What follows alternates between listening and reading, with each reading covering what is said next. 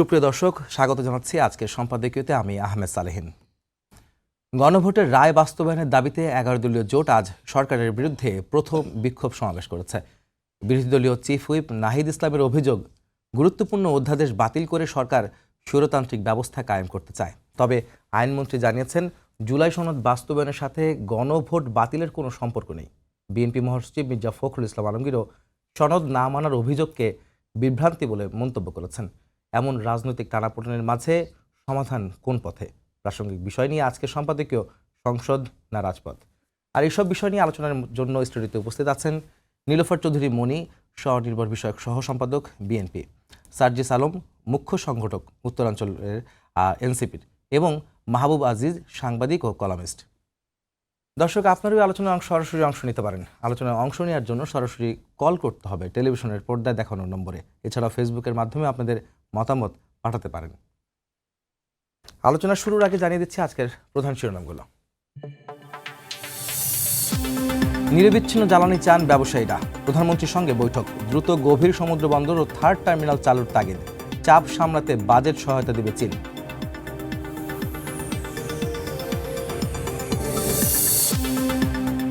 কেরানীগঞ্জে gas lighter কারখানায় আগুন, 5 জনের মরদেহ উদ্ধার। ছিল না পর্যাপ্ত অগ্নি নির্বাপন ব্যবস্থা।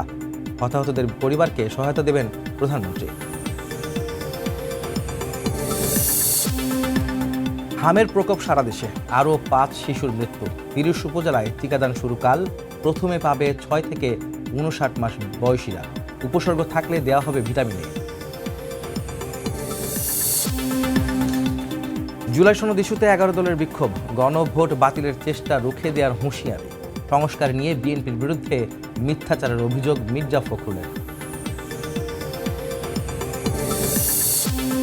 এবং বীরের বেশে দেশে ফিরল অনূর্ধ্ব 20 সাফ জয়ী বাংলাদেশ দল। বিমানবন্দরে ক্রীড়া প্রতিমন্ত্রী ও বাফুফের সংবর্ধনা। ছাদ খোলা বাসে নেওয়া হলো হাতির ঝিলে।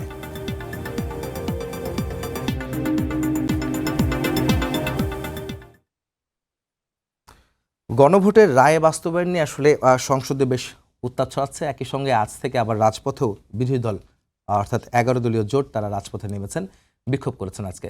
সেসব বিষয় নিয়ে আজকে আমাদের প্রাসঙ্গিক বিষয়, যেখানে সমাধান আসলে কোন পথে হচ্ছে, সংসদে হবে না রাজপথে হবে, সেসব বিষয় নিয়ে আমাদের অতিথির কাছে প্রশ্ন থাকবে। প্রথমে যাব সার্জিস আলম, মুখ্য সংগঠক এনসিপির। আমার কাছে প্রশ্ন প্রথম থাকছে, সেটা হচ্ছে যে সংসদে যখন আলোচনা চলছে, সংসদ চলছে, এই মুহূর্তে আপনাদের বিরোধী দলের জোট তারা কেন রাজপথে আসলেন? এটা কতটা যৌক্তিক বলে আপনি যুক্তি তুলে ধরবেন? আপনাকে অসংখ্য ধন্যবাদ, এবং আপনার মাধ্যমে যারা শুনছেন তাদেরকে সবাইকে ধন্যবাদ।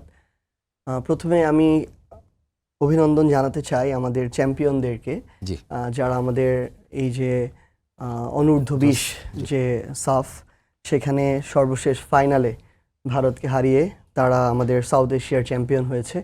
আমরা এভাবে তাদের মাধ্যমে পুরো বিশ্বের কাছে আমাদের যে প্রাইডের জায়গাটা সেটা দিনে দিনে আরও বড় হবে, এটা প্রত্যাশা, এবং তাদের প্রতি অনেক অনেক বেশি কৃতজ্ঞতা।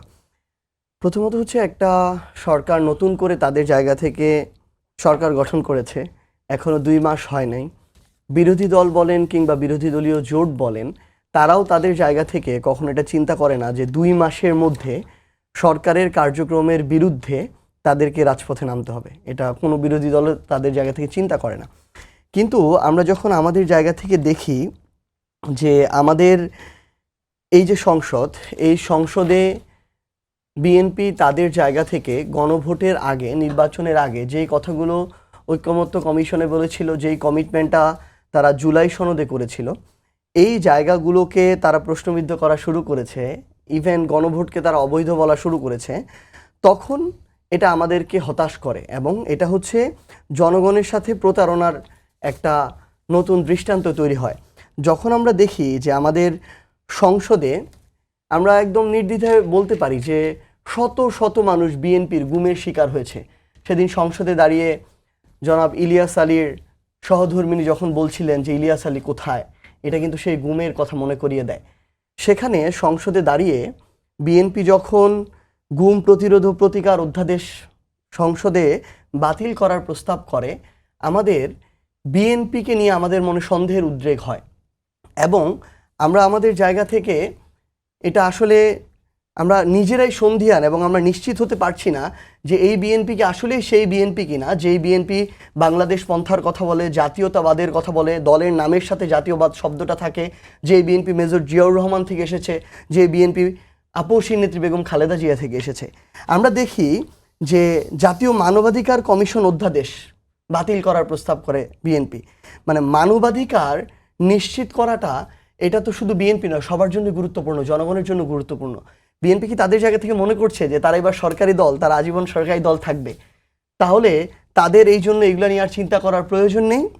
তারা তো সরকারি দলে থাকবে, ক্ষমতায় থাকবে, সো তাদের ক্ষমতাকে কোনোভাবে সংকুচিত করা যাবে না। কিন্তু তারা যেন এটুকু ভুলে না যায় যে ক্ষমতার পালাবদল এটা আবশ্যক, এবং এই ক্ষমতার পালাবদলে একদিন বিএনপিও তাদের জায়গা থেকে বিরোধী দলের ভূমিকায় যেতে পারে, তাদেরও মানবাধিকারের আইন প্রয়োজন হতে পারে, তাদের জায়গা থেকেও গুম খুনের অধ্যাদেশ প্রয়োজন হতে পারে। এবং সর্বশেষ আরও গুরুত্বপূর্ণ তিনটা বিষয়, যেটা বাংলাদেশের প্রতিষ্ঠানগুলোর স্বাধীনতা, প্রতিষ্ঠানগুলোর স্বকীয়তা বজায় রাখার জন্য অত্যন্ত গুরুত্বপূর্ণ ছিল।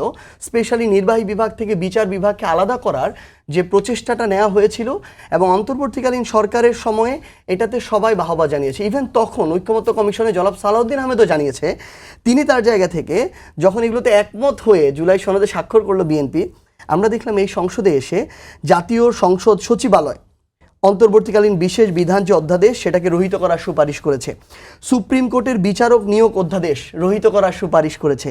সুপ্রিম কোর্ট সচিবালয় সংশোধন আদেশ 2025 এবং 26 রহিত করার সুপারিশ করেছে। মোট 4টি বিষয় অধ্যাদেশ রহিত করার প্রস্তাব দিয়েছে। এরকম না, আরো বেশি। তো এরকম তারা তাদের জায়গা থেকে যতগুলো করেছে, এই প্রত্যেকটার কারণে এর পূর্বে কিন্তু তারা সাফারার ছিল। তারা এর আগেও বিচারকের বয়স নিয়ে যখন সুবিধা নিতে চেয়েছে, তখন এটার জন্য শুধু বিএনপি না, পুরো বাংলাদেশকে কিন্তু এটার জন্য ভুক্ত হয়েছে। তারা তাদের জায়গা থেকে কেন ওই একই কাজগুলো আবার করছে, আবার পা বাড়াচ্ছে, এটা আমাদের মনে যখন সন্দেহ তৈরি করে, তখন আমরা বিএনপির বিরোধী দল হিসেবে নয়, বিএনপির বিরোধিতা করে নয়, বরং বিএনপিকে চোখে আঙুল দিয়ে দেখিয়ে দিতে আমাদের রাজপথে যেতে হয়েছে। এবং মাত্র 1.5 মাসের হানিমুন পিরিয়ডে যখন বিএনপি আছে, এই সময়ের মধ্যে তারা তাদের কথা এবং কাজের মধ্য দিয়ে আমাদেরকে রাজপথে যেতে বাধ্য করলো। মনিয়াপা, আপনি তো শুনছিলেন সার্জিস আলমের বেশ কয়েকটা যুক্তি যে কি কারণে তারা রাজপথে যাচ্ছেন। আপনারা তো দীর্ঘ 17 বছর বিরোধী দলের থেকে রাজপথে ছিলেন, আন্দোলন করেছেন, দাবি দেওয়ার জন্য সরকারের কাছে দাবি জানিয়েছিলেন। সেটা যেমন যৌক্তিক ছিল, আপনারা কি মনে করেন যে এই আন্দোলনটাও যৌক্তিক?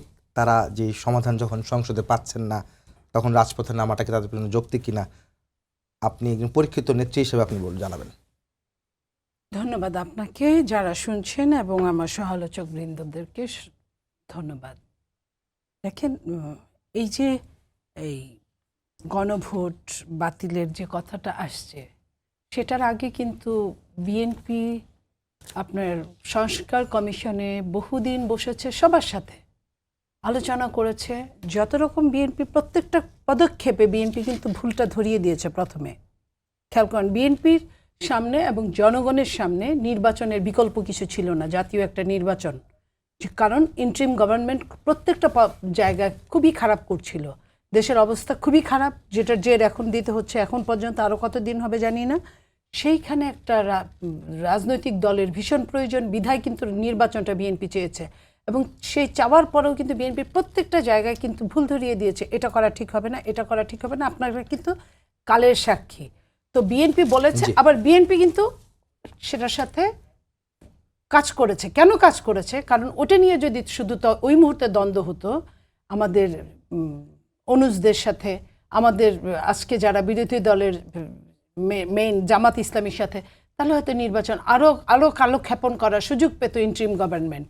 তো বিএনপি প্রত্যেকটা ব্যাপারে বলেছে। গণভোটের সময় যখন ফার্স্ট কথা ওঠে, তখন কিন্তু বিএনপি প্রথমেই গণভোটের বিপক্ষে ছিল, যে এটা হয় না, এটা হলে এই গণভোটের আগে আরেকটা গণভোট করতে হয়, এই কারণে যে গণভোটটা সংবিধানে নাই, এটার আগে একটা গণভোট করতে হবে, যে গণভোটটা হতে পারে কি পারে না।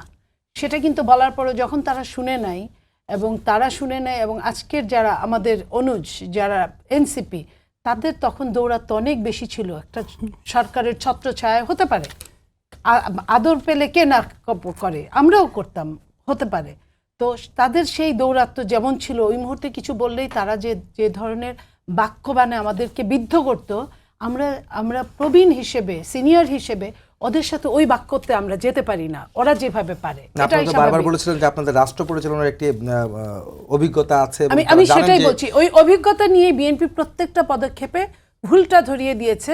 লাইক আমি আপনাকে বলি, বিএনপি যেখানে সিগনেচার করেছে, এই সিগনেচার করার কথা কাদের? জুলাই সনদে প্রথমেই করার কথা যাদের ভ্রুণ চাইল্ড, এই এনসিপি, অস্বীকার করব না, ওরাই কিন্তু এই জুলাই সনদ বলেছে।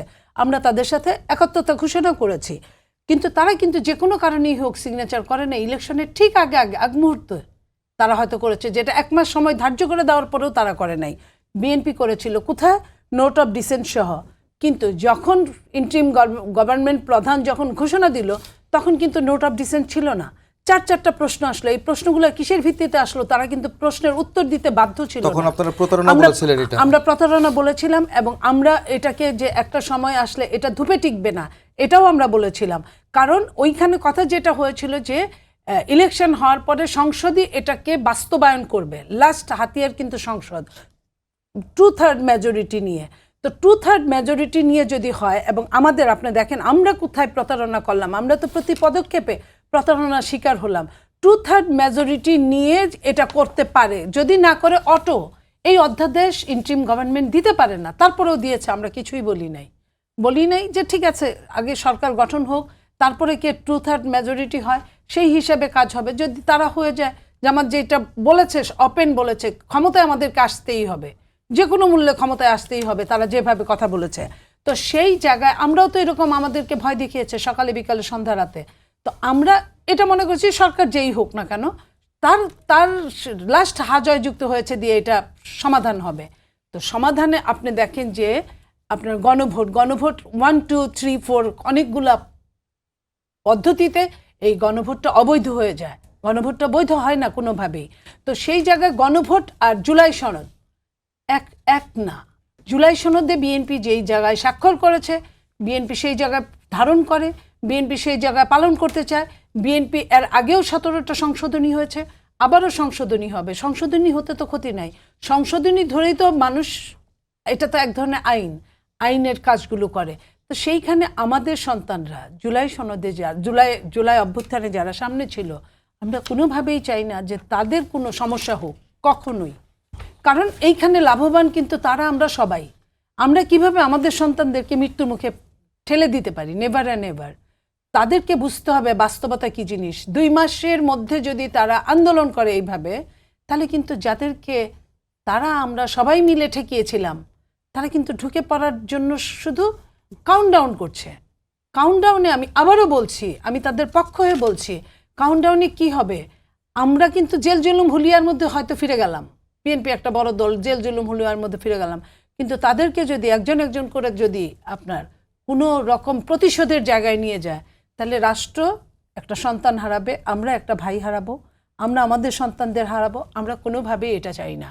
যদি তারা এই জিনিসটা না বুঝে, এত সুন্দর একটা ইলেকশন হওয়ার পরে, এত সুন্দর একটা সরকারি দল বিরোধী দল হওয়ার পরে, যদি এই রাষ্ট্র যদি আপনার চলমান না থাকে, যদি এবং আন্তর্জাতিক যুদ্ধের একটা ক্ষেত্র চলছে, এই অনেক রকম সমস্যা, রাষ্ট্রের অর্থনীতি চরম নাজুক অবস্থা, তার উপর মরার উপর খাড়ার ঘা হিসেবে আপনার সারা বিশ্বে তেল সংকটের একটা সমস্যা চলছে, এগুলো সব কিছু মিলে বিরোধী দলকে সিরিয়াসলি চিন্তা করতে হবে যে আমি কি চাই, আমার সাথে দেশের মানুষের কতটা সংশ্লিষ্টতা থাকবে। শুধু আমার কারণে, আমার মানে ভালোর জন্য আমি একটা কিছু ঘটাবো, আবার দেশটা অশান্ত হবে, অচল হওয়ার চেষ্টা হবে, এতে কিন্তু ওই যে বলে না যে কবি, যে আমি কি একাই হেরেছি, তুমিও কি একটু হারোনি, হারলে কিন্তু সবাই হারবে। এই জিনিসটা তাদের বুঝতে পেরেছি। আমি যাব হচ্ছে মাহবুব আজিজ ভাই, সাংবাদিক, আপনি একটু জানাবেন যে আমি দুজনকে কিন্তু একই প্রশ্ন করছি না, আপনাকেও একই প্রশ্ন করতে চাই যে এটা আসলে কতটা যৌক্তিক যে বিরোধী দলের এখন রাজপথের আন্দোলনটা। সঙ্গে মনিয়াপা কিন্তু একটা কথা বলেছেন যে হারলে সবাই হারবে। আপনি কি এখানে শুভেচ্ছা সবাইকে, একমত কিনা আর কি? দেখুন, যে 24-এর গণ অভ্যুত্থানের যে মূল যে প্রত্যয়টা ছিল, যেটা মানুষের আশা ছিল যে গণতন্ত্র, জবাবদিহিতা এবং এই আইনের শাসন প্রতিষ্ঠিত হবে, এই জন্যই তো মানুষ সব দল মত নির্বিশেষে মানুষ রাস্তায় নেমে আসে এবং স্বৈরাচারের পতন ঘটে। কিন্তু তারপর আমরা আসলে কি দেখলাম 8 তারিখের পরে? এই অন্তর্বর্তীকালীন সরকারের যে মতলববাজি, তার যেন ধারাবাহিক অনেকগুলো আমরা কুফল দেখতে পাচ্ছি বিভিন্নভাবে। আপনি দেখুন, মতলববাজি নাম্বার 1, জাতীয় ঐক্যমত্য পরিষদ, এই যে জাতীয় ঐক্যমত্য পরিষদের নামে যেই ঘটনাটি ঘটেছিল, এটা কি শুরু থেকেই বলা হয়েছিল এটা কি সম্পূর্ণ জাতিকে, পুরো জাতিকে প্রতিনিধিত্ব করে কিনা? এবং এই জায়গাতে যেই বিষয়গুলোকে আঘাত করবার চেষ্টা করা হয়েছে, প্রথমে ধর্মনিরপেক্ষতা এবং সমাজতন্ত্রকে যে আঘাত করবার, এই অপ্রয়োজনীয় বিতর্কগুলো কেন দরকার ছিল? জাতির সামনে বিভিন্ন কিছু মুক্তিযুদ্ধের যে বিতর্ক, ভাস্কর্য ভাঙা, মাজার ভাঙা ইত্যাদি অনেক কিছু ক্ষেত্রে সরকার নির্বিকার থাকলো এবং সব কিছু মিলিয়ে মনে হচ্ছিল সরকার যেন একটা সাম্প্রদায়িক শক্তিকে উস্কিয়ে দিতে চাচ্ছে। এই জায়গায় কিন্তু নির্বাচনের আগে আমরা 15 দিন আগে বিএনপিকে দেখলাম সরাসরি মুক্তিযুদ্ধের পক্ষে অবস্থান গ্রহণ করতে, এবং এই যে অবস্থান গ্রহণ, এবং মানুষ কিন্তু দুহাতে ভরে বিএনপিকে ভোট দিল, এবং সেই জায়গায় আমরা বুঝে গেলাম যে ঠিক আছে, একটা মোটামুটি একটা সুস্থির গণতন্ত্রের দিকে যাবে, যা হওয়ার হয়েছে। তারপর আমরা কি দেখছি সংসদে, আপনি 5টি কার্যদিবস আমরা দেখলাম, সেখানে কি কি নিয়ে আলাপ হলো? আপনার রাজশাহী মেডিকেল কলেজের ভেন্টিলেটরের অভাবে 21 জন শিশু মারা গেছে। 7টি জেলায় হামের প্রকোপে অন্তত 94 জন শিশু মারা গেছে। ঈদ যাত্রায় 300 মানুষ মারা গেছে সড়কে বিভিন্নভাবে। মন্ত্রী বললেন যে 1-2টি খুব বড় ধরনের দুর্ঘটনা ঘটেছে, এছাড়া সবচেয়ে ভালো স্বস্তিকর ঈদ যাত্রা ঘটেছে। আপনার মনে পড়বে 2011 সাল থেকে 2024 সাল পর্যন্ত তৎকালীন সড়কমন্ত্রী ওবায়দুল কাদের একই ভাষায় কথা বলতেন, অর্থাৎ ভাষাগুলো যেন একই রকম। আমরা শঙ্কার সাথে লক্ষ্য করছি গুমকে গুম করে দিতে চাচ্ছে বিএনপি। যে বিএনপি সবচেয়ে বেশি গুমের শিকার হয়েছে, সে কেন এই গুমের বিরুদ্ধে দাঁড়াবে? এটার পক্ষে যে যুক্তি কারণ দেখানো হয়েছে যে আইন শৃঙ্খলা বাহিনী গুমের সঙ্গে জড়িত থাকে, এটা খুব সংবেদনশীল একটা ব্যাপার, এটা নিয়ে সিদ্ধান্ত নেওয়া যাবে না। মানবাধিকার কমিশন সম্পর্কে তারা এই কথা বলছে। সব কিছু মিলিয়ে আমরা আমাদের চোখের সামনে যেমন আওয়ামী লীগের দুঃশাসন ভেসে উঠছে, অন্তর্বর্তীকালের সরকারের অপদার্থ সরকারের যেই সমস্ত জিনিসপত্র তারা রেখে গেছে ভঙ্গুর অবস্থায়, স্বাস্থ্যমন্ত্রী বলেছেন গোয়াত ফিতা সিরিঞ্জ পাওয়া যায় না, এই অবস্থায় রেখে গেছে। আওয়ামী লীগ যেই জায়গায় রেখেছিল অন্তর্বর্তীকালীন সরকার সেটাকে একদম নিঃশেষ করে দিয়েছে। তার মানে বিএনপির যেটা সবচেয়ে বেশি জরুরি ছিল, যে আওয়ামী লীগের ব্যাপারে সবাই জানে, লোকে জানে, এবং এগুলো অনেক গণমাধ্যমে এসছে, কিন্তু 18 মাসে যে কি হয়েছে সেটা কিন্তু স্বাস্থ্য খাতে এই ঘটনার পরে আমরা জানতে পারলাম যে হামের টিকা জিনিসটা 8 বছর ধরে টিকাই আসে, টিকাই জানে না। এবং এই একটু আগে আমি শুনলাম যে ওই তৎকালীন যে স্বাস্থ্য উপদেষ্টা তিনি বলেছেন টিকা কেন দিতে হবে, অর্থাৎ টিকা সম্পর্কে তার কোনো ধারণাই ছিল না। তিনি ছিলেন একটা ব্যাংকের সাবেক এমডি, তাকে এনে বসে দেওয়া হচ্ছে স্বাস্থ্য উপদেষ্টা। তো এই যে বিষয়গুলো, আপনার 18 মাসের একটা শ্বেতপত্র বিএনপির করা উচিত ছিল বা এখনো আছে, যে কোন কোন খাতে কি, কারণ আগামী 15 বছর কিন্তু আমরা শুনতে পারবো শ্বেতপত্র প্রকাশ করবে না কাজ করবে, কাজ তো সবাই মিলে তো করতে হবে। কারণ আমরা খালি আওয়ামী লীগকে গালি দেব যে আওয়ামী লীগ লুটপাট করে গেছে, আওয়ামী লীগ লুটপাট করে গেছে, তাই কিছু করতে পারছি না, যেটা আমাদের অন্তর্বর্তীকালীন সরকার বলে গেল। আমরা প্রধানমন্ত্রীর মুখেও শুনলাম $230 বিলিয়ন পাচার করেছে। তাহলে আওয়ামী লীগ পাচার করেছে, এটা লোকে জানে। অন্তর্বর্তীকালীন সরকার যেন কি করেছে, এবং এই সরকারের প্রতি এত আহ্লাদ কেন বিএনপি, জামাত, এনসিপি সকলের? কারণ তাদেরকে ওই যে মিলমিশ করে যেই একটি সংসদ বানিয়ে দিয়ে গেছে, এই কারণে। কাজে এই প্রশ্নগুলো কিন্তু উঠবে, আপনাকে প্রশ্ন করতেই হবে। আওয়ামী লীগের বিরুদ্ধে যেমন প্রশ্ন করতে হবে, অন্তর্বর্তীকালীন সরকারের সময় যা হয়েছে তার প্রশ্ন করতে হবে, এখন যা হচ্ছে বা ভবিষ্যতে যা হবে প্রশ্ন কিন্তু আমাদেরকে করতেই হবে। এবং প্রশ্ন করা মানে মধ্যে আনতে হবে বিষয়টা, অবশ্যই জবাবদিহিতার মধ্যে আনতে হবে। এবং সেই ক্ষেত্রে সকলেই কিন্তু মিলে শ্বেতপত্র করে না। শ্বেতপত্র কমিটি যেমন করা হয়েছিল আপনার মনে পড়ে টিআইবির প্রধানের মাধ্যমে, তাহলে এই সময় কেন সেটা করা হবে না? এবং এই জায়গাটা খুব জরুরি, কারণ দেশটাকে ফোকলা করে দিয়ে গেছে, এবং যারা করে দিয়ে গেছে তারা অনেক সহি কথাবার্তা বলে, এবং সেই কারণে এইগুলো আমাদের সামনে থাকলে আগামী বিএনপিকেও আমরা বলতে পারবো, ভাই এই অবস্থায় ছিল, আপনি আমাদের কোন অবস্থায় নামালেন। আমার প্রশ্ন ছিল আসলে এই আন্দোলনটা যৌক্তিক ছিল কিনা, মানে তারা বলছে, তারা যেটা জামাত যেটা করতে চাচ্ছে যে আওয়ামী লীগের এই অনুপস্থিতিতে তারা আওয়ামী লীগ হয়ে উঠবে, এবং যেহেতু সরকার ড্রাইভিং সিটে থাকে, সরকার অনেক ভুল করতে পারে, এবং সরকারের এই বিরুদ্ধে এই সমস্ত কথাবার্তা তো বিরোধী দলই বলবে। এবং যেহেতু আপনার মনে পড়ে 91 সালে ক্ষমতায় যখন বিএনপি, তখন শেখ হাসিনা বললেন যা সূক্ষ্ম কারচুপি হয়েছে, আমরা এক মুহূর্ত শান্তিতে থাকতে দেব না। আমাদের এই যে রাজনৈতিক সংস্কৃতি, কেউ কাউকে এক মুহূর্তে শান্তিতে থাকতে দেব না, এই প্র্যাকটিসই জামাত করতে চাইছে।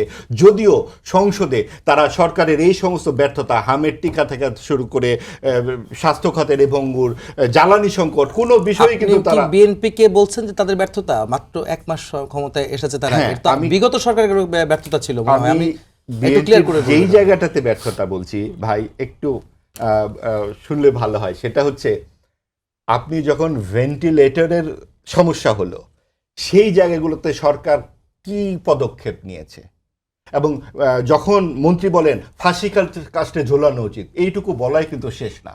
সড়ক মন্ত্রী যখন বলেন যে স্বস্তির যাত্রা হয়েছে, 2-3টি দুর্ঘটনা ঘটেছে, এইটা কিন্তু সরকারের ব্যর্থতা হিসেবেই দেখব। কারণ এই তামাশায় আওয়ামী লীগের আমলে আমরা 15 বছর দেখেছি।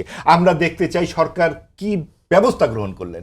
দুর্ঘটনায় কারো হাত নেই, সরকার ইচ্ছা করে দুর্ঘটনা ঘটায়নি, কিন্তু সরকারের উচিত ছিল কমিটি তৈরি করা, অনতি বিলম্বে দোষীদেরকে শাস্তির ব্যবস্থায় আনা এবং মানুষকে জানানো যে ভাই আগামী ঈদে এটা হবে না।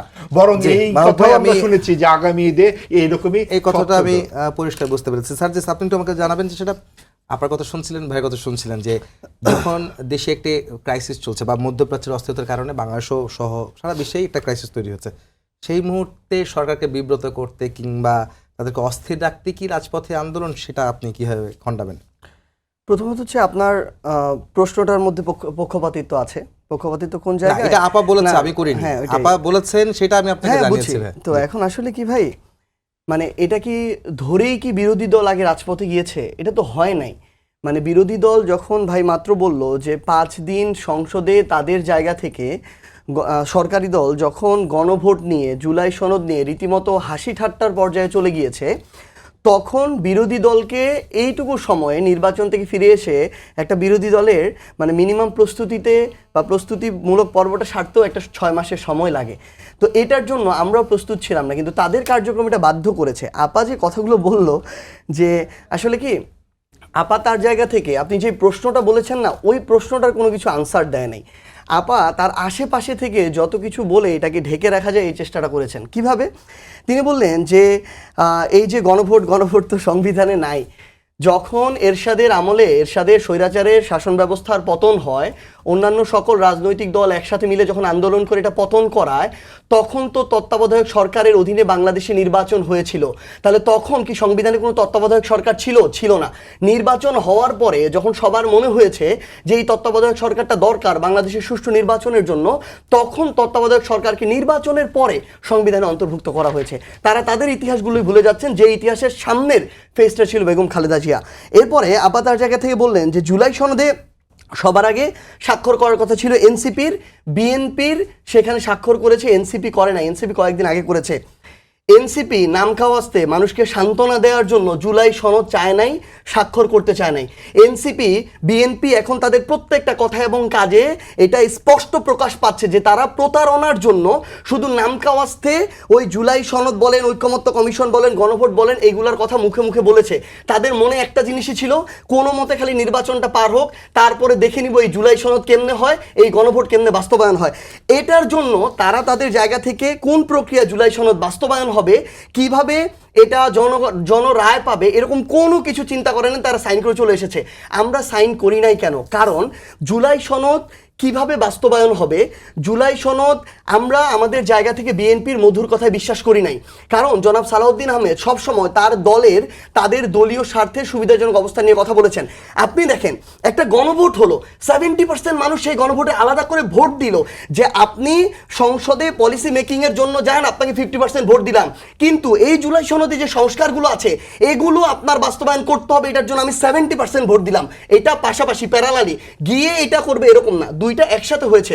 তাহলে এত বড় ম্যান্ডেট পাওয়ার পরও তারা যখন এসে জুলাই সনদকে তোয়াক্কা করছে না, গণভোটকে অবৈধ বলছে, তাহলে সেখানে এই গণভোট যদি না হতো, বিএনপি জীবনে জুলাই সনদকে পাত্তা দিত না। এই জন্য আমরা অন্তর্বর্তীকালীন সরকারকে বলেছি, এই জুলাই সনদ কিভাবে বাস্তবায়ন হবে, কিভাবে এই ম্যান্ডেট জনগণের আরো নিশ্চিত হবে, এটা আপনি নিশ্চিত আগে করেন, তারপরে আপনার জায়গা থেকে আমরা জুলাই সনদে সাইন করব। এরপরে আদেশ হয়েছে, গণভোট হয়েছে, এরপরে আমরা আমাদের জায়গা থেকে নির্বাচনের আগে ওই জুলাই সনদে স্বাক্ষর করেছি, শুধুমাত্র নাম কাগজে মন ভুলানোর জন্য না। এবার বেশ কিছু জায়গায় কথা, মানে আপা যে জায়গায় একটু আগে বললেন যে আমরা আমাদের জায়গা থেকে বিরোধী দল আমাদেরকে চিন্তা করতে হবে জনগণ কি চায়। বিরোধী দল শুধু নিজে কি চায় এটা চিন্তা করলে হবে না। এটা কে চিন্তা করছে এখন? বিএনপি তাদের জায়গা থেকে জনগণ যখন তাকে গণভোটের এই ম্যান্ডেটে বলে দিল যে আপনি এই সংস্কারগুলো করবেন, বিএনপি গিয়ে তাদের সুবিধাজনক প্রত্যেকটা অবস্থান ব্যক্ত করছে এবং ওইটা করতে চাচ্ছে। এবং বিএনপির স্বরাষ্ট্রমন্ত্রী থেকে শুরু করে আইনমন্ত্রী প্রত্যেকটা মানুষ এই জায়গায় তাদের জায়গায় গুরুত্বপূর্ণ যে সংস্কারগুলো একটাতেও তারা এগ্রি করছেন না। তাদের নোট অফ ডিসেন্ট যেখানে সেখানে তারা মানবেন না। তাদের দলীয় এজেন্ডা বাস্তবায়ন করার জন্য গণভোট হয়েছে, দলীয় এজেন্ডা বাস্তবায়ন করার জন্য জুলাই অভ্যুত্থান হয়েছে, দলীয় এজেন্ডা বাস্তবায়ন করার জন্য অন্তর্বর্তীকালীন সরকার ঐক্যমত্য কমিশন করেছিল। তাদের 31 দফার প্রথম দফা হচ্ছে তারা তাদের জায়গা থেকে সংবিধান সংস্কার কমিশন করবেন। ওই কমিশনটাই তো সেটা ছিল, শুধু নামটা আলাদা ছিল, ঐক্যমত্য কমিশন। সেখান থেকে এই নির্বাচনের পরবর্তী সময়ে একসাথে দুইটা রোল প্লে করার কথা ছিল। একটা ছিল তারা সংসদ সদস্য হবে, আরেকটা ছিল তারা তাদের জায়গা থেকে কনস্টিটিউশনাল যে অ্যাসেম্বলি হবে ওইটার তারা সদস্য হবে। কিন্তু এখনই তারা এই জায়গায় প্রতারণা শুরু করছে। তো আমরা আমাদের জায়গা থেকে শুধু বিএনপিকে একটা জিনিসই বলতে চাই, আমরা তো স্পষ্ট করেছি সংবিধানে অন্তর্ভুক্ত করা হতে হবে, তারপরে তারা শপথের বিষয়ে আসবে। কোনটা সংবিধান সংবিধানে সংস্কার অন্তর্ভুক্ত পরিষদের করতে কথা, যেটা যে শপথটা আসলে বিরোধী দল নিয়েছে, যেটা আপনি তো ওটার কথাই বলছিলেন। এটা জুলাই আমাদের এই যে আদেশ, এই আদেশে স্পষ্ট করে আমাদের লেখা রয়েছে 7 নম্বর ধাপে, এই উক্ত নির্বাচনে যদি হ্যাঁ জয়যুক্ত হয় গণভোটে, তাহলে নির্বাচিত প্রতিনিধিগণ একই সাথে জাতীয় সংসদের সদস্য হিসেবে এবং আদেশ অনুসারে সংবিধান সংস্কার পরিষদের সদস্য হিসেবে দায়িত্ব পালন করবেন। তাহলে তারা তাদের জায়গা থেকে এখন যদি বলে যে আগে তারা ওইখানে সংসদ সদস্য হবেন, সংবিধানে অন্তর্ভুক্ত করবেন, তারপরে করবেন না, জনগণ তো এটা বলে নাই তাদের জায়গা থেকে। তারা এখন তাদের জায়গা থেকে অনেক এক্সকিউজ দেওয়া শুরু করেছেন। কি এক্সকিউজ? তারা বলছেন যে এখানে আমাদের যে সংসদ, এই সংসদই আমাদের জায়গা থেকে সার্বভৌম, এই কথা বলা শুরু করছেন। অথচ এই যে আমাদের জুলাই সনদের উপরে এত পার্সেন্ট মানুষ, 70% মানুষ যে তারা ম্যান্ডেট দিল, এটা সার্বভৌম না। কিন্তু আমরা যদি আমাদের জায়গা থেকে দেখি, এই যে আমাদের সংসদ, এই সংসদও এমন অনেক সংশোধনী এনেছিল যে এই সংশোধনীগুলো গিয়ে আমাদের সুপ্রিম কোর্টে গিয়ে বাতিল হয়ে গিয়েছে। তাহলে যদি আমার এই সংসদটাই সার্বভৌম হয়, তাহলে তো আমার সর্বোচ্চ আদালত কখনো এই আমাদের যে সার্বভৌম যে প্রতিষ্ঠান সংসদ, সেটার সংশোধনীগুলো বাতিল করতে পারে না। কিন্তু বাতিল করেছে এবং আগামীতেও বাতিল করবে। তার মানে আমাদের এখানে সংসদ সার্বভৌম নয়, বরং এই যে সংবিধান, এই সংবিধানের সাথে স্পষ্ট করে উল্লেখ করা আছে যে আমাদের এই যে জনগণ, এই জনগণের অভিপ্রায়ের পরম অভিব্যক্তি রূপে এই সংবিধান পরিচালিত হবে। তাহলে জনগণ তো আলাদা করে তার অভিপ্রায় দিল। আপনাকে যত পার্সেন্ট ভোট দিয়ে সংসদে পাঠিয়েছে, তার চেয়ে আরো 20% অভিপ্রায় বেশি দিয়ে সে বলছে আপনি জুলাই সনদ বাস্তবায়ন করুন। এখন আপনি আপনার জায়গা থেকে বলছেন গণভোট অবৈধ। মানে আমাদের আসলে দুঃখের জায়গা কোনটা? ইতিহাস সবাইকে সুযোগ দেয়, কিন্তু এই সুযোগটা বেশি দিয়েছে আসলে আমাদের জিয়া পরিবারকে। আমাদের শহীদ প্রেসিডেন্ট জিয়াউর রহমান তার সময় একটা গণভোট পেয়েছিলেন, বেগম খালেদা জিয়া তার সময় গণভোট পেয়েছিলেন। শহীদ প্রেসিডেন্ট জিয়াউর রহমান তার গণভোটে বহুদলীয় গণতন্ত্র প্রতিষ্ঠা করলেন, তিনি ইতিহাসে স্মরণীয়। বেগম খালেদা জিয়া সংসদীয় গণতন্ত্র প্রবর্তন করলেন, ইতিহাসে পজিটিভভাবে স্মরণীয়। কিন্তু আজকে জনাব তারেক রহমান, খুবই দুঃখ লাগে, তিনি তার জায়গা থেকে জনগণের এত বড় ম্যান্ডেটের পরে এটাকে তিনি চুপ করে নিষ্ক্রিয় দর্শকের মতো সংসদে বসে থেকে মিটিমিটি হাসেন, টেবিল চাপড়ান, আর তার আশেপাশের মানুষগুলো জনগণের এত বড় ম্যান্ডেটটাকে নিয়ে তারা প্রতারণা করে। এটা ইতিহাসের এই দায়টাকে অবশ্যই নিতে হবে। সংশ্লিষ্ট বিষয় বলেছেন যে 1973 সালের 7 এপ্রিলের পরে রাষ্ট্রপতির এই ধরনের আদেশ দেওয়ার ক্ষমতা থাকে না, এইটাকে আসলে কিভাবে বলবেন? হ্যাঁ, তো 1973 সালের পরে মানে জুলাই অভ্যুত্থানের এরকম কোনো ধরনের বিধান ছিল নাকি? 1973 সালের পরে এই ধরনের অভ্যুত্থান হয়ে 106কে টেনে এনে কোনো অন্তর্বর্তীকালীন সরকার হয়েছিল নাকি? 1973 সালের পরে এই যে জুলাই অভ্যুত্থানের পরবর্তী যে বাংলাদেশ, যে বাংলাদেশে 5 বছর পর নির্বাচন হওয়ার কথা ছিল 24-এর পর 29-এ, সেটা না হয়ে 26-এ হওয়ার কথা ছিল নাকি? এই জুলাই সনদের এই 1973 সালের পরে আমরা দেখলাম এই বাংলাদেশে যাদের সাথে জুলুম করা হয়েছে, আমরা বিশ্বাস করি জনাব তারেক রহমান জুলুমের শিকার, আমাদের জনাব সালাউদ্দিন ভাই জুলুমের শিকার, এই মানুষগুলো আবার ফিরে আসলেন, আমাদের অসংখ্য গুম হওয়া মানুষ আবার ফিরে আসলেন। এই জিনিসগুলো কোনোটাই কি আমাদের জায়গা থেকে এই সাংবিধানিক প্রক্রিয়া ছিল? জুলাই সনদ বাস্তবায়ন তারা করবেন না, তারা তো বলছেন ধারণ করেন জুলাই চেতনাকে, বারবারই তো বলছেন সংসদে পরশুদিন তো ভাই কথার সাথে কাজের মিল থাকতে হবে। মুখে মুখে ধারণ করেন আর বাস্তবায়নের সময় নিজেদের পছন্দের অধ্যাদেশগুলো, নিজেদের পছন্দের বিধানগুলো তারা করবেন, বাকিগুলো করবেন না। তার মানে কি এটা জুলাই সনদ পুরো বাংলাদেশের, ভাই একটু আগে যেটা বললেন, তাহলে পুরো বাংলাদেশকে ধারণ করে না? তাহলে এটা তো শুধু বিএনপিকে ধারণ করে, এটা তো বিএনপির দলীয় এজেন্ডা বাস্তবায়ন করার জায়গা না, এটা বাংলাদেশের মানুষের গণ অভিপ্রায় বাস্তবায়ন করার জায়গা। স্যার, আপনার কথা বুঝতে পেরেছি, দলীয় এজেন্ডা বাস্তবায়ন করার জায়গা না, যেমন কথাটা বলছেন তেমন সঙ্গে স্যার বলছিলেন যে প্রতারণার জন্য আসলে মুখে মুখে আপনারা জুলাই সনদ বাস্তবায়নের কথা এর আগে নির্বাচনের আগে বলেছিলেন, এটাকে আপনি কিভাবে দেখেন ব্যাখ্যা করবেন? বলে না যে তর্ক করো যুক্তির সাথে, যুক্তির বাইরে যাওয়ার কোনো সুযোগ নাই, অন্তত পক্ষে সংসদে তো নাই। এবং যুক্তির সাথে যেটা দরকার সেটা হচ্ছে সংবিধান মাস্ট। এর বাইরে যাওয়ার আপনার আমার সার্জিস বা আরো কেউ, সার্জিসের বাপদাদা আমার বাপদাদা কারো কোনো সুযোগ নাই, ঠিক আছে? জনগণেরও নাই? জনগণের আছে, জনগণের, সেটাই আসছি। এরশাদের পরে সার্জিস যে কথাটা বলছেন তত্ত্বাবধায়ক নিয়ে, যে একটা তখন তো আইন ছিল না, আমিও বলি তখন আইন ছিল না, কিন্তু আপনি জানেন সবগুলো দল একসাথে বসে ডক্ট্রিন অফ নেসেসিটি এটা দিয়ে কিন্তু ওই মুহূর্তে রাষ্ট্র কিভাবে ইলেকশনটা করবে সেটা নিয়ে বসছে। এবার কি ডক্ট্রিন অফ নেসেসিটির কাজ দিয়ে আমরা গিয়েছি? যাইনি। আমরা একটা সংস্কারের কমিটি বানিয়েছি, সেই কমিটির প্রধান যা যা বলেছেন উনি হাদিসের মতো কুরআনের মতো উনি বাণী দিয়েছেন, তো উনার বাণী তো এখানে সার্বজন গ্রহণযোগ্য হতে পারে না।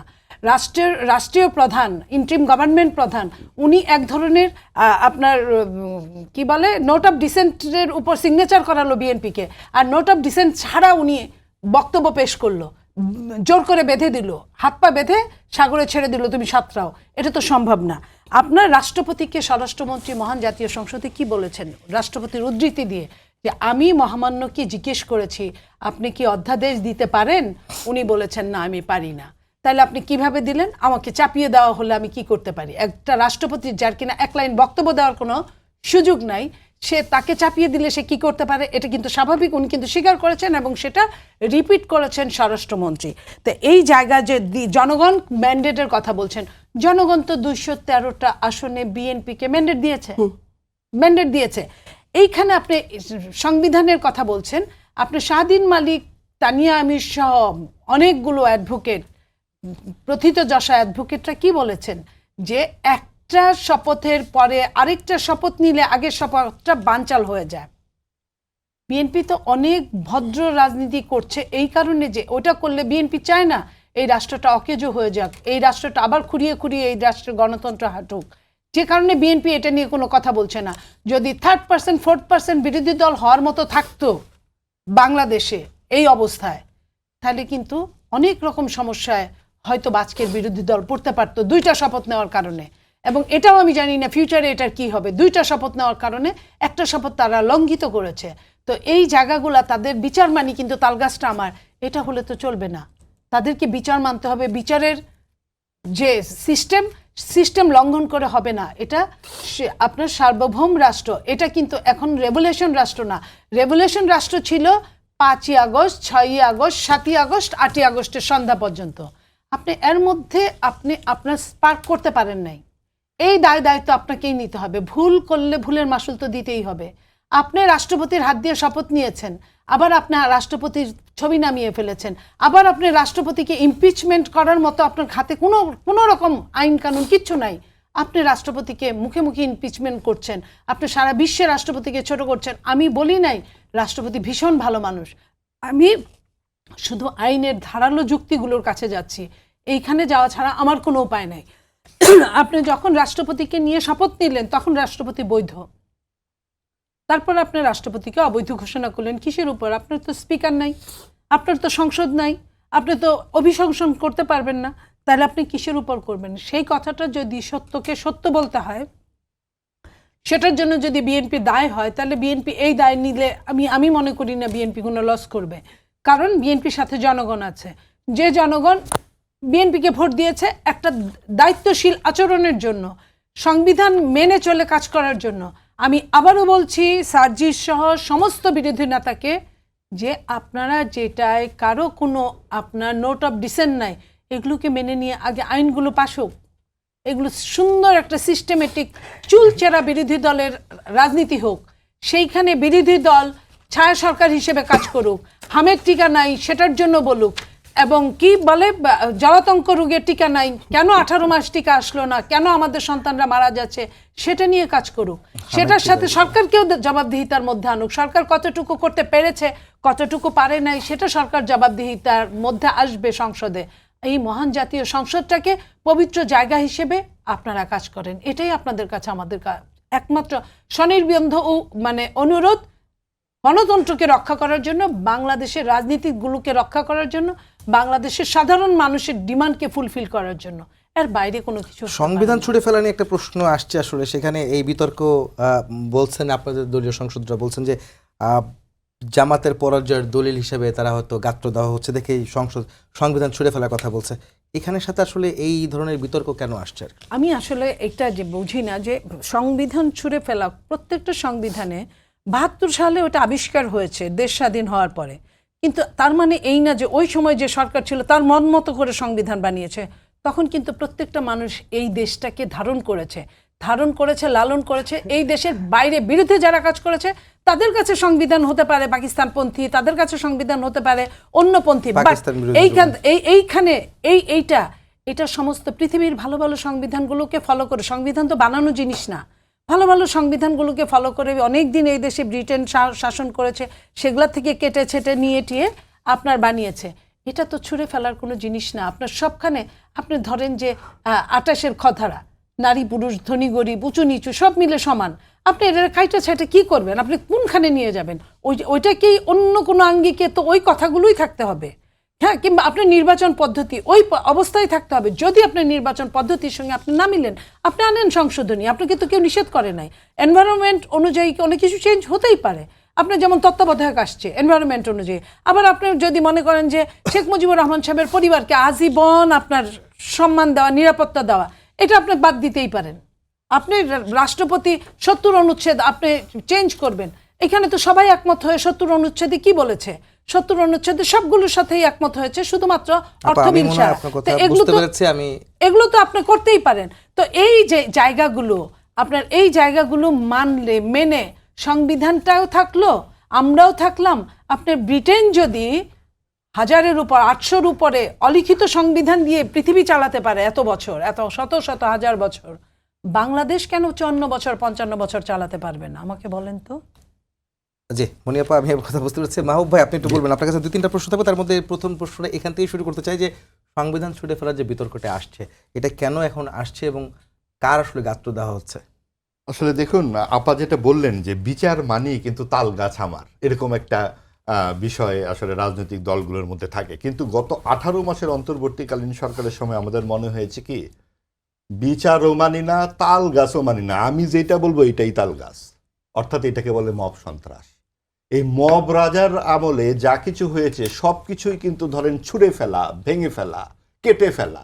আপনার ৭২ সংবিধান তো একটা মুক্তিযুদ্ধ জাত একটা সংবিধান। তো সেটার ব্যাপারে রাগটা কাদের থাকার কথা? যাদের থাকার কথা তারাই আছে।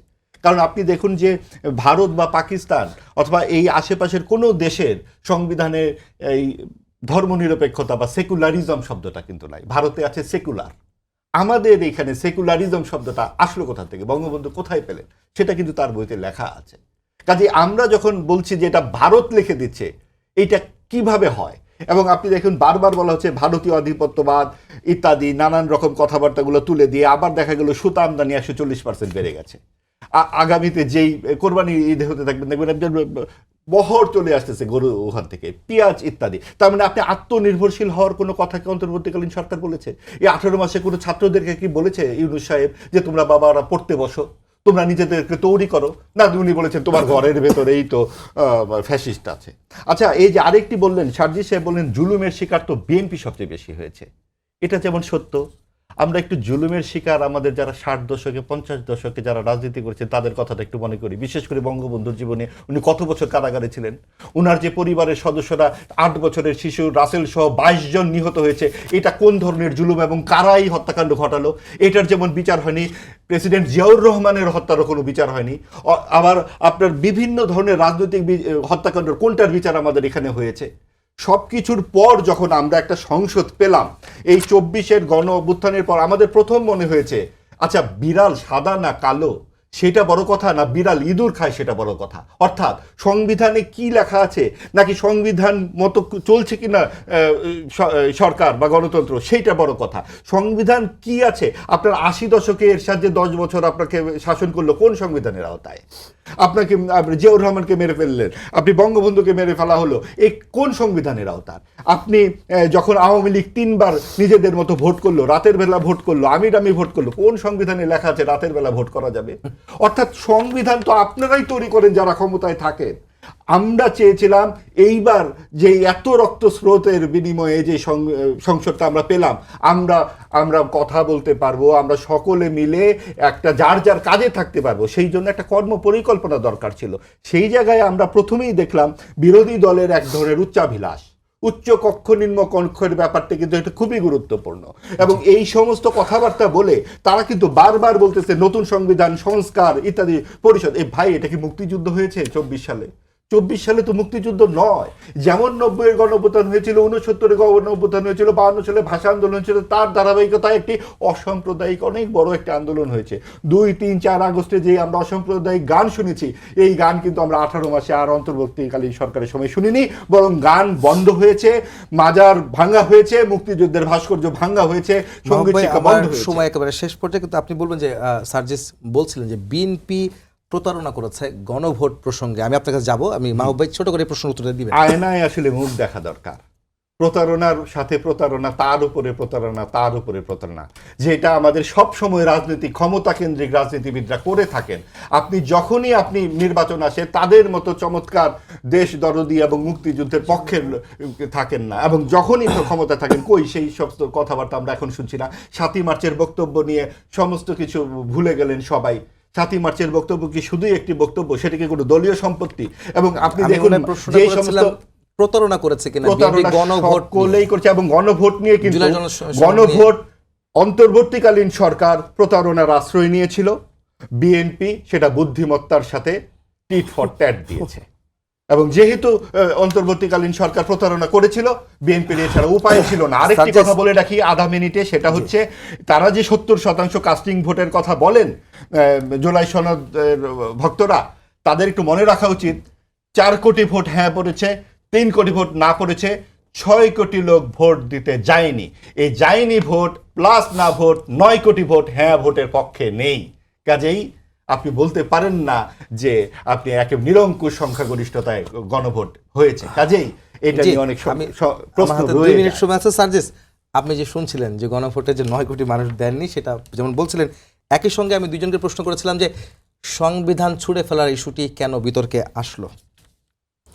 আমি বেশ কয়েকটা বিষয় নিয়ে কথা বলবো, আমাকে একটু সময় দিতে হবে। 2 মিনিট সময় আছে আপনার। হ্যাঁ, প্রথমত হচ্ছে আমি ভাইয়ের ওই কথাটা দিয়ে শুরু করতে চাই। তিনি তার জায়গা থেকে যেটা বললেন যে আমরা কেন আমাদের জায়গা থেকে 50-60 দশকের যাদের অনেক অবদান ছিল শেখ মুজিবুর রহমান থেকে শুরু করে, তাদেরকে কেন আমরা স্মরণ করি না। আমরা নির্দ্বিধায় আমাদের জায়গা থেকে বলি যে 1971 সালে 24শে মার্চের আগে শেখ মুজিবুর রহমানের যে অবদান ছিল, আমরা আমাদের জায়গা থেকে অবদানটা স্বীকার করি।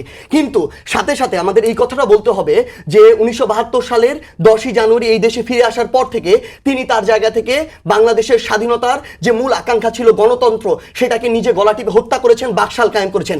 তিনি তার জায়গা থেকে ভাই, আমার কথা শুনুন, নো ইন্টারাপশন প্লিজ, আমি করি নাই। এটা একটু বলেন। এখানে খুবই স্পষ্ট করে তিনি তার জায়গা থেকে গণমাধ্যমের স্বাধীনতাকে হরণ করে মাত্র 4টা তার মন মতো মিডিয়াকে চালু করে রেখেছিলেন। তিনি তার জায়গায় প্রায় শেষ করে তিনি তার জায়গায় কথার মাঝে ইন্টারাপশন হবে না। তিনি তার জায়গা থেকে রক্ষী বাহিনীকে দিয়ে বাংলাদেশের সামরিক যে বাহিনী ছিল যেগুলো, সেগুলোকে তিনি তার জায়গা থেকে তাদের যে সার্বভৌমত্ব সেটা নষ্ট করেছিলেন।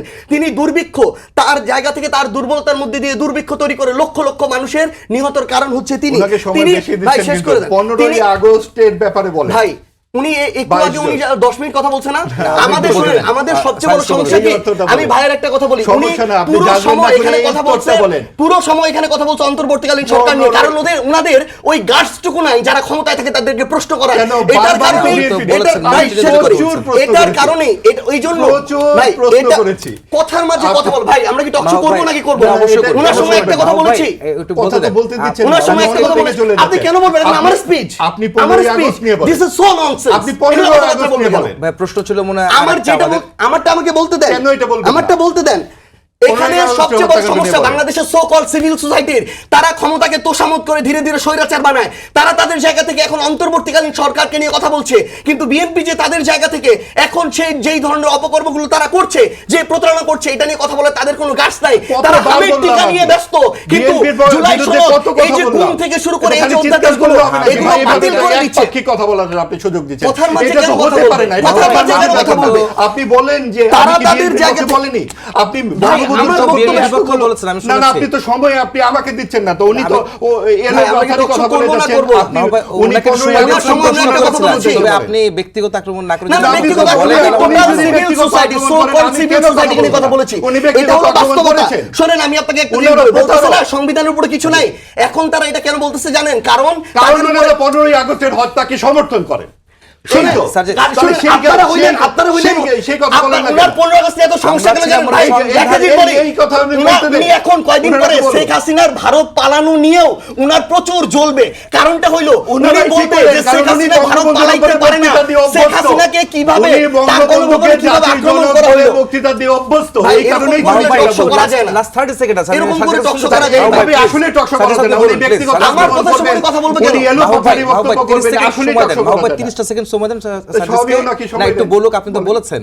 সাজিদ বলুন। উনি আমার আগে 3 Please. থেকে 4 মিনিট বলেছে। Please আমি বলুন। একটা শব্দ বলি না, শুধু নোট করেছি। এগুলো হচ্ছে বেসিক ম্যানার। আমার নোট 20 সেকেন্ড দেখেন, সময়, সাজিদ, পুরো বলুন। পৃষ্ঠা না, এরকম দেখেন। করে কথা বলার কোনো সাজিদ, মানে আপনি নাই ভাই। জুলাই সনদের কি ভূমিকায় বলবো? মুক্তিযুদ্ধ যার যোদ্ধারা পর্যন্ত যার তারা ফেলে 75-এর দিয়েছেন। আগস্ট নিয়ে এত জ্বালা, কয়দিন পরে তার শেখ হাসিনা কেন ভারতে গিয়েছে এটা তারপরে নিয়ে অনেক আপনি জ্বালা স্বীকার হবে, করুন যে অনেক হ্যাঁ, জ্বালা 15 হবে, আগস্ট ঠিক ছিল। অনেক জ্বালা হবে। এটা মেরে ফেলা শেখ ঠিক ছিল। মুজিবুর রহমানের কর্মদোষের কারণে এই হয়েছে। দেখেন, এই এই কারণে বলছে, মিষ্টি বিতরণ আপনি হয়েছে। ভাই- এটা হচ্ছে শিশু রিয়েলিটি। হত্যা হচ্ছে, এটা হচ্ছে আমরা রিয়েলিটি। কিন্তু বাড়িয়েছিলাম। না, আপনাদের আমার সবাইকে আসলে ধন্যবাদ জানিয়ে অন্তত না ভাই, শেষ আমি করছি আপনাকে একটা আজকের জিনিস বলি। সম্পাদকীয়। আগামীকাল আবার দেখা আপনাদের হবে এরকম একই করে সময়ে। এরকম করে টকশো করবেন না। শুভরাত্রি।